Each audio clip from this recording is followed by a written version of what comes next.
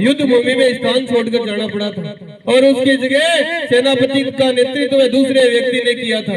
और फिर इतिहासकार कहते हैं, इतिहासकार नहीं कवि कहते हैं कि नहीं महाराणा हार गया था। उस समय कवि इतिहासकार थे नहीं, बदायूनी जो था वो था वहां पर, जिसने अबुल फजल लिखी थी।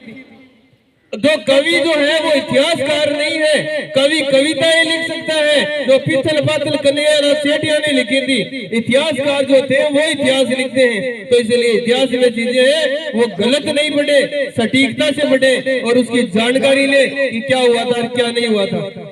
इतिहास में आज तक आपको दिवेर का युद्ध कभी नहीं पढ़ाया गया। जिस दिन दिवेर का युद्ध पढ़ोगे उस दिन आपको पता चल जाएगा मुगलों के छक्के छुड़ा दिए थे मुगलों ने, यहाँ मेवाड़ की तरफ आंख भी नहीं उठाई थी। और 17 युद्ध किए थे अमर सिंह ने।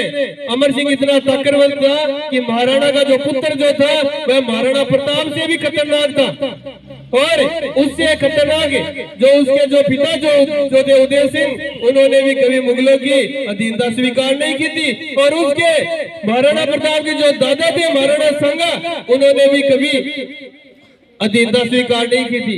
कहते हैं कि राणा सांगा जो था उसके 80 घाव थे, आंख नहीं था, पैर नहीं था, हाथ नहीं था, उसके बाद में भी मुगलों को इधर उधर आने नहीं दिया, कई किले बनवाए थे।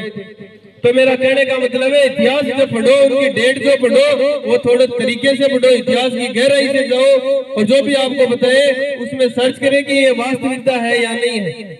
ऐसे मत पढ़ा करो कि अमर सिंह की जो विलावड़ा